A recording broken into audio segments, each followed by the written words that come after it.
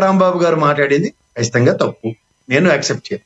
కానీ మనందరికన్నా ముఖ్యంగా ఆయన్ని అలా ప్రొవోక్ చేయడానికి ఒక గ్రంథాలయ కమిటీ చైర్మన్ గారు లేదా ఒక ఎమ్మెల్యే గారు ఆయన భర్త ఇంటి మీద పడి దాడి చేసింది, ఇవన్నీ మనం సమాజంలో నాట్ యాక్సెప్టబుల్. ఇంకో పాయింట్ చెప్తాను, అంబటి రాంబాబు గారు ఆయనకి ఏమి రెస్పాన్సిబిలిటీ లేదా అంటే, రెస్పాన్సిబుల్ గా ఆయన నెక్స్ట్ ప్రశ్న అడ్రస్ చేస్తూ నేను అలా మాట్లాడి ఉండకపోవచ్చు అని బాధను వ్యక్తపరిచాడు. ఆ పదాలని నేను అలా అనకుండా ఉండకూడదు అని కూడా చెప్పు. ఇప్పుడు ఎంతమందికి తెలుసో నాకు తెలియదు, కానీ వెనకటి మహానుభావుడు వంగవీటి రంగా గారి విగ్రహావిష్కరణలో కూటమి ప్రభుత్వమే ఉంది. అక్కడ ఆ పెర్మిషన్లకి వాటికి ఆయనే తల పోసుకొని అక్కడ వంగవీటి మోహన్ రంగా గారు విగ్రహం ప్రతిష్ఠించగలిగాడు. ఇప్పుడు మీరు ఏదైనా చెప్పండి, ఇవాళ లా అండ్ ఆర్డర్ విషయంలో మనం సమాజంలో ఎలాంటి మెసేజ్ పంపిస్తున్నాం? ఎక్కడ బీహార్ లోను ఉత్తరప్రదేశ్ లోను నేను అనుకుంటా ఈ కర్రలు కటార్లు గన్లు పట్టుకుని తిరుగుతాయి. భయపించిన నాగాలాండ్ లో కూడా నేను చూశాను, పోలీసులు ఒక పక్కన ఉంటే ఇంకో పక్క ప్యారల్ గా యాంటీ సోషల్ ఎలిమెంట్స్ వాళ్ళు గన్లు పట్టుకుని తిరుగుతుంటారు. ఏం చేయలేని నిస్సాయ స్థితి. సో అట్లాంటి సర్కమాస్టెన్సెస్ మనకి ఆంధ్రప్రదేశ్ ఎందుకు తీసుకొస్తున్నారు? ముఖ్యంగా లా అండ్ ఆర్డర్ విషయంలో గౌరవ ముఖ్యమంత్రి గారు కనుక నిన్న అక్కడ సమూహాలుగా కర్రలు కటార్లు పట్టుకుని నిలబడిన దగ్గర వాళ్ళని చెల్లాచెదరు చేస్తూ అక్కడ ఇమీడియట్ గా వాళ్ళని అరెస్ట్ చేసే నేపథ్యం అన్నది కనుక అట్లీస్ట్ జరిగి ఉంటే ఇంత నిర్వచనీయమైన ఘటనలు జరగకపోయింది కదా. నేను అంటుంది, పోలీస్ వ్యవస్థను తన పని తాను చేసుకొని ఇవ్వకుండా ఎన్ని పాబంధకాలు రాజకీయ పరంగా క్రియేట్ అవుతున్నాయో చూసుకోమనండి. మనకు తెలిసినంత వరకు నేను చదువుకున్న జర్నలిజంలో కానీ నేను చూసిన వ్యవస్థల్లో పోలీసులు అన్నవి ఒక ఇండిపెండెంట్ బాడీ. ఆ ఇండిపెండెంట్ బాడీకి కూడా డిస్క్రిప్షన్స్ లేకుండా ఒక అసాంఘిక శక్తుల వలె సమూహాల వలె ప్రేరేపించి మాట్లాడుతున్నప్పుడు కూడా ఏమీ చేయలేని నిస్సాయ స్థితిని అట్రిబ్యూట్ చేస్తుంటే ఎంతవరకు? ఉదాహరణకి అంబటి రాంబాబు గారి కన్నా ముందు గౌరవ ముఖ్యమంత్రి గారు చంద్రబాబు నాయుడు గారు పుట్టుకల మీదే మాట్లాడారు. ఆయన జగన్మోహన్ రెడ్డి గారు పుట్టుకుని ఎంత అవహేళన చేస్తూ మాట్లాడారు. పుట్టుకే తప్పు అన్నారు. పిల్లలు ఆఖరికి ఆయనకి పుట్టలేదని కూడా మాట్లాడారు. ఇవన్నీ మనం చాలా చర్చించుకుంటే చాలా దరిద్రంగాను చాలా అసహ్యంగాను ఉంటుంది. ఎందుకంటే ఇవాళ సమాజంలో ఒక స్పర్ ఆఫ్ మూమెంట్ లో ఎవ్వరు ఇక్కడ అతీతులు కాదు. టక్కనే ఒక లాంగ్వేజ్ లో వేరియేషన్ గ్యారంటీగా ఉంటుంది. ఆ వేరియేషన్ కి పట్టుకుని దాని మీద దాడులు ప్రతిదాడులు అంటే పశ్చాత్తాపం వ్యక్తపరిచిన తర్వాత కూడా అంటే ఇప్పుడు ఇంటి మీద ఏకంగా దాడి, చిన్నపిల్లలు ఉన్నారు. గతంలో పట్టాభి గారి ఇంట్లో విషయంలో కూడా దాడి జరిగింది. నేను ఖచ్చితంగా చెప్తాను, పట్టాభి ఇంట్లో ఆ చిన్నపిల్లలు ఉంది, అపంసమం తెలియని చిన్న పాప. ఆ రోజు ఏదైనా ఈ పెట్రోల్ బాంబులు దాడులు చేస్తే జరగరాని జరిగితే నిజంగా నాకు ఆ రజనీ అని అధికార ప్రతినిధి ఉండేది, అమ్మాయి వైఎస్ఆర్ జనసేన పార్టీలో, ఆ అమ్మాయి వీడియో వింటే నాకు చాలా ప్రభావితం అయింది. నిజంగా ఆ రోజు అనుకుంటే ఇప్పుడు భావావేశాలకు గురైన వాళ్ళు ఏదైనా ఒక పిచ్చి పని చేసి ఇల్లు తగలబెట్టే కార్యక్రమాలు అంటే ఆ చిన్నపిల్లలు ఏం చేశారండి? వాళ్ళకి ఏం తెలుస్తుంది అసలు? అలాంటి వాళ్ళు చేయడం ఎంతవరకు సమంజసం చెప్పు. అలాగే ఇంటి మీద చేస్తున్న దాడుల్లో ఇది ఎక్కడ సంస్కృతి? ఇదేం విడ్డూరం నాకు అర్థం కాదు. ఇందాక లక్ష్మీకాంత్ గారు మాటతో కుల ప్రస్తావనలు తీసుకొచ్చారు, కాపు అది. ఒక్కసారి ఎలక్షన్స్ ముందు పవన్ కళ్యాణ్ గారు కనీసం కులం చూసినా నాకు ఓటేయండి, మన వాళ్ళని మనం గెలిపించుకోకపోతే ఎలా అన్న ఆయన మాట నేను విన్నారో లేదో నాకు తెలియదు. తర్వాత రాయలసీమ అంతా కూడా రెడ్డి సామాజిక వర్గంలో వాళ్ళకి ఐడెంటిటీ లేదు. మోహన్ రెడ్డిని అక్కడ కాపు సామాజిక వర్గంలో ఉంటుంది, బర్త్ సర్టిఫికేట్ తెచ్చుకుని చూపించమని. ఇక్కడ డిస్క్రిమినేషన్స్ పెట్టుకుని ఏడుస్తున్నాం మనం.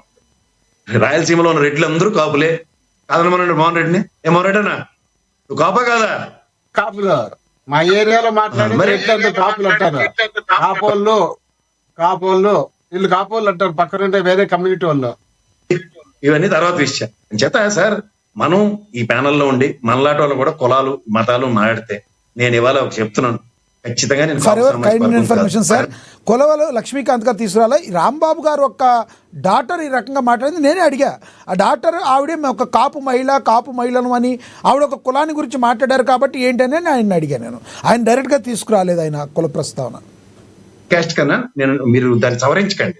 ఇప్పుడు అంబటి రాంబాబు గారు అమ్మాయి కాపు అమ్మాయి కదా, ఖచ్చితంగా కాపు కులాలు అందరూ ఆ అమ్మాయి పరిరక్షణకి వెళ్ళి ఆ అమ్మాయి మీద ఇంటి మీద దాడి జరిగింది, ఆ పొరపాటున ఏదైనా అమ్మాయికి జరిగింది అనుకోండి సార్, అనొచ్చు కదా ఆవిడ. కాదు ప్రసాద్ గారు, మీరు కూడా గమనించాలి. ఇక్కడ మీరు కూడా ఒక మహిళగా, ఒక ఆంధ్రప్రదేశ్ తెలుగు మహిళగా అనాలి, కానీ ఒక కాపు మహిళ అని ఆవిడ ఎలా మాట్లాడతారండి? అసలు కాపు అనేది ఎందుకు వచ్చింది అసలు ఈ వ్యవహారంలోకి? అంటే ఇందులో ఏమైనా వాంటెడ్లు ఏమైనా చేస్తున్నారా? నా కులం నాకు కన్న తల్లి లేడుదండి. నా కులం గురించి చెప్పుకోకుండా అంబటి రాంబాబు గారు కాపు నాయకుడు కాకుండా వేరే ప్లానెట్ నుంచి వచ్చిన నాయకుడు అవుతాడా? ఆయనకు పుట్టిన పిల్లలు కాపులు కాకుండా వేరే వాళ్ళు అయిపోతారా? అంబటి రాంబాబు గారు ఇప్పుడు కాపు నాయకుడు అంటారు, అయితే మీరు వైసీపీ నాయకుడు కాదు. సామాజిక వర్గాల పరంగా ఇప్పుడు కాపు నాయకుడు లేదంటే అన్నప్పుడు, ఇప్పుడు డిప్యూటీ సీఎం నేను కాపుకి ఇచ్చాను అని వైఎస్ఆర్సీపీ చెప్పుకుంది. తెలుగుదేశం కూడా చంద్రరాజప్ప గారికి మేము ఇచ్చామని చెప్పుకుంది. ఏ ప్రాతిపదికన ఇచ్చారు? ప్రతిపదికల్లో ఇచ్చేటప్పుడు వేరు, ఏదైనా ప్రాబ్లం వచ్చినప్పుడు నలుగురు కులాల మధ్య గొడవలు జరగకుండా మాట్లాడకుండా ఉండటం వేరు, సంబంధం లేకుండా కులాన్ని తీసుకొచ్చి మాట్లాడటం తప్పు కదా. ఓహో, మరి కనీసం నన్ను గెలిపించడానికి మన కులపోలేని మన కోటేరని ఈ పవన్ కళ్యాణ్ గారు చెప్తే ప్రవచనాల్లో ఉన్నాయి మీకు. రాజకీయాల్లో అడిగేటప్పుడు మీరే అన్నారు స్కూల్లోకి వెళ్తామండి, కాలేజీలోకి వెళ్తాం. ప్రసాద్ గారు కాలేజీలోకి వెళ్తాం, మీ కులం ఏంటని అడుగుతారు, బీసీ ఎస్సీ ఎస్టీ అని అడుగుతారు. అది అక్కడి వరకే చూడాలి. కాపులకి ఏమైనా 10 మందికి న్యాయం చేశారు. ఆగండి లక్ష్మీకాంత్ గారు ఆగండి. మీరు కులాన్ని పొందిన చేసుకున్నట్టుగా నా కన్నపల్లి లాంటిది కులం అన్నప్పుడు అంబటి రాంబాబు కూడా అట్లనే ఫీల్ అవ్వాలి కదా.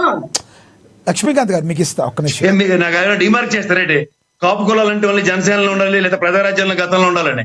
మీరు గమ్మున ఉండండి సార్, ఒక విషయం నేను చెప్పగలను. మీరు ఒక్క నిమిషం గమ్మున ఉండండి, నేను చెప్తా. ఇవాళ సార్ వాళ్ళు మాట్లాడిన చెప్పి నేను మాట్లాడలేదు. లక్ష్మీకాంత్ గారు మీరు ఆయన మాట్లాడలేదు, ఆయన మాట్లాడినండి మీరు నోట్ చేసుకోండి, తప్పున్నప్పుడు మీరు మాట్లాడతారు. ప్రసాద్ గారు కంటిన్యూ చేయండి సార్, ప్రసాద్ గారు కంటిన్యూ చేయండి. ఇప్పుడు ప్రసాద్ గారు ఒకటి మీకు క్లియర్గా జరుగుతున్న సినారియోలో లడ్డు ఇష్యూ కావచ్చు, బ్యానర్ పెట్టారు, నా మాట వినండి ఒకసారి. లడ్డు విషయం కావచ్చు, బ్యానర్ పెట్టారు కాబట్టి అసభ్యంగా మాట్లాడిన మీరు కూడా ఖండించారు. ఇంతవరకే వెళ్ళింది. అంబటి రాంబాబు గారి మీద దాడి చేసింది టీడీపీ వర్గీయులు.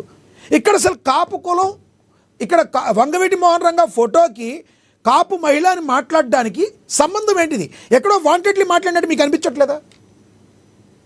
ఇదేంటండి, ఇప్పుడు నా కుల పెద్దలు ఉంటారు, కుల పెద్దలు పెట్టుకుని వంగవీటి మోహన్ రంగ గారు is an iconic personality in Kapu సామాజిక వర్గంలో. ఆయన కుల మతాలకు అతీతంగా అందరూ ఆరాధిస్తారు. నేనైతే సగర్వంగా చెప్తాను, ఐ రెస్పెక్ట్ వంగవీటి మోహన్ రంగ గారు. నాకు ఆయన భావజాలం చాలా ఇష్టం. నేను ఖచ్చితంగా చెప్తున్నాను కరాఖండిగా. ఎందుకంటే ఆయన ఏ రోజు కులం చూసుకోలే. ఒక బ్రాహ్మణ యువతులు ఆ రోజు కాలేజీల్లో ఏడిపిస్తున్నప్పుడు నిలబడిన విధానం, అడిగిన దానికి చెప్పకుండా మీరు వంగవీటి మోహన్ రంగ గారి గురించి, అదే ఆయన గురించి అందరికీ తెలుసు. అంబటి రాంబాబు గారు వాళ్ళ డాటరు నేను ఒక కాపు మహిళని అనే మాటను ఎందుకు మాట్లాడారు అక్కడ కులం, దాని గురించి చెప్పండి మీరు. నేను అదే చెప్తున్నాను సార్. ఇప్పుడు తనకి అంబటి రాంబాబు గారి మీద దాడి జరిగినప్పుడు ఆ అమ్మాయి మాడితే నేను మాడొచ్చు. ఆ అమ్మాయి ఇంట్లో ఉన్నప్పుడు ఆ అమ్మాయి మీద దాడి జరిగినప్పుడు మరి అమ్మాయి తన సామాజిక వర్గం గురించి కాకపోతే ఇంకెలా మాట్లాడుతుంది? అదేంటి సార్ అన్నట్టు జస్ట్ మీరు కాదు, నేను చెప్పేది వినండి. చెప్పండి. ఇప్పుడు తెలుగుదేశం పార్టీ అనగానే మేజర్ చంక్ చౌదరీస్ పార్టీస్ అంటారు. అలాగే కాంగ్రెస్ పార్టీ అంటే గతంలో రెడ్డి కాంగ్రెస్ అని టైప్ లో ఉండేది. ఇప్పుడు వైఎస్ఆర్సీపీ అనగా రెడ్డి పార్టీ అనేస్తున్నారా అంటలేదా? జనరలైజ్ చేద్దాం. ఇప్పుడు వాళ్ళ పరిస్థితి, వాళ్ళ ఒక మైనర్ సామాజిక వర్గంగా ఆ పార్టీలో ఉన్నప్పుడు ఐడెంటిటీ అన్నది ఎవరైనా ఎస్టాబ్లిష్ చేసుకోవాలో వద్దా? ఎందుకంటే రాజకీయాల్లో కుల ప్రాతిపదిక మీద certain percentage of reservations in cabinet లో కానీ లేదా మంత్రివర్గంలో తీసుకుంటున్నప్పుడు ఇవన్నీ ప్రయారిటైజేషన్. మీరు అంటారు ఆధార్ కార్డు మీద కూడా కులం పేరు కూడా వేయాలంటారు, మీకు పేరు కాకుండా ఐడెంటిటీ కోసం. నేను నా పేరు లక్ష్మీ, నాది సోన్సో, మీరు మీ పేరు సోన్సో అని కులం పేరు ప్రతి దాని మీద కూడా ఐడెంటిటీ కోసం వేయంటారు. దానికి సమయం సందర్భం ఉంటుంది కదా సార్. మీరు కూడా నాకు తెలిసినంత వరకు అలా మోహన్ బాబు గారి యూనివర్సిటీలో ఒక దగ్గరే నాకు తెలిసి పేరులో క్యాస్ట్ మెన్షన్ చేయకుండా ఉంది. ఈవెన్ నేను చదివిన ఆంధ్ర యూనివర్సిటీలో కానీ, సెంట్రల్ యూనివర్సిటీలో కానీ, ఉస్మాన్ యూనివర్సిటీలో కానీ నేను క్యాస్ట్ నింపే ఇచ్చాను. మీరు క్యాస్ట్ అన్న దాని మీద నేను అండర్లైన్ చేసి ఒక విషయం చెప్తున్నాను అందరికి. క్యాస్ట్ ఎందుకు మెన్షన్ చేయమంటారంటే prioritization for reservations, not for everybody. ఇప్పుడు వెనుకబడి, ఇప్పుడు మనకి economically backward caste, economically EBC quota ఉంది కదా, అందులో బ్యాక్వర్డ్ క్యాస్ట్ అన్నది కాదు, ఎకనామికలీ బ్యాక్వర్డ్ దానికి కూడా వేయడానికి క్యాస్ట్ పరంగా మనం శాలరీ సర్టిఫికేట్ లో చేస్తాం అనుకోండి, కరెక్ట్, దానికి అప్పుడు ఇవ్వడానికి. నేను అనేది అదే దానికి అలాంటి దానికి యూజ్ చేయాలి. కానీ అసలు నా మీద దాడి జరిగింది, మా ఇంటి మీద ఎలా దాడి చేస్తారు, రాంబాబు గారు ఇలా చేశారు, ఓ మహిళని చూడకుండా, ఇది ఎంత మాట్లాడినా తప్పు కాదు. ఒక కాపు మహిళని చూడకుండా ఇప్పుడు దాడి చేసిన వాళ్ళల్లో వేరే కులం వాళ్ళు ఉన్నారా? అంటే ఓన్లీ టీడీపీ కార్యకర్తల కమ్మ సామాజిక వర్గం వాళ్ళు మొత్తం వచ్చి అంబటి రాంబాబు గారి మీద దాడి చేశారని ప్రొజెక్ట్ చేశారు అనుకోవాలా? దానిలో వేరే వాళ్ళు కులం వాళ్ళు లేరా? అలా కాదండి, నేనేమి వాళ్ళు ఫలానా వాళ్ళు వచ్చి దాడి చేసిన వాళ్ళ క్యాస్ట్ నేను చెప్పట్లేదు. కానీ అంబటి రాంబాబు గారి అమ్మాయి బీయింగ్ అంబటి రాంబాబు గారి అమ్మాయిగా తను కాపు కులంలో జన్మించిన అమ్మాయి, నేను కాపు నుంచి క్లెయిమ్ చేసుకుంటే తప్పేంటో నాకు అర్థం కావట్లేదు.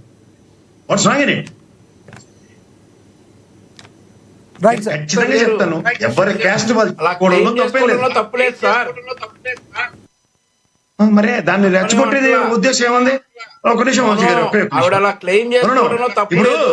నేను అంటుంది ఏంటంటే జనసేనలోని కాపు సామాజిక వర్గం అందరూ వచ్చి నాకు సంఘీభావం ప్రకటించి తెలుగుదేశం మీద యుద్ధం ప్రకటించండి, నేను కాపు సామాజిక వర్గం స్టేట్మెంట్ ఏమైనా ఉంటే మీరు నేను మాడచ్చు. అదేం లేదు కదా. అదే కదా సార్ వీళ్ళు అనవసరంగా ఆవేశపడుతున్నారు. ఆవిడ అనింది అదే కదా. ఏమని ఆవిడ అనింది అదే. ఆవిడ అనింది అదే. నేను చెప్తుంది అదే. కాపు ఇప్పుడు సామాజిక వర్గం, కాపు ఆడపిల్ల మీద దాడి జరిగినప్పుడు కాపు పెద్దలుగా అందులో పవర్ లో ఉన్న ఉప ముఖ్యమంత్రిగా రెస్పాండ్ అవ్వాలి కదా. What's wrong in it? Ambati Rambabu గారి మీద కార్యకర్తలు తేల్చుకోండి, బట్ ఇంటి మీద ఆడపిల్లల మీద తప్పు, ఇలా స్టేట్మెంట్లు ఎక్స్పెక్ట్ చేయడం తప్పే ఉంది సార్. ఒకటి There's nothing wrong with it కదా. అంటుంది అంటే ఒకసారి ప్లే చేయండి లక్ష్మీకాంత్ ఇప్పుడు గారు. కాన్స్టిట్యూషన్ పోస్ట్ లో ప్రజాస్వామ్యంలో ఉప ముఖ్యమంత్రి హోదాలో ఉన్నారు పవన్ కళ్యాణ్ గారు. నేను ఇందాక చెప్పినట్టు రంగా గారు కుల పెద్ద అనుకుందాం. పవన్ కళ్యాణ్ గారు కూడా ఇవాళ సామాజిక వర్గ పరంగా ఒక కాన్స్టిట్యూషన్ పోస్ట్ లోనే ఉన్నారు కదా.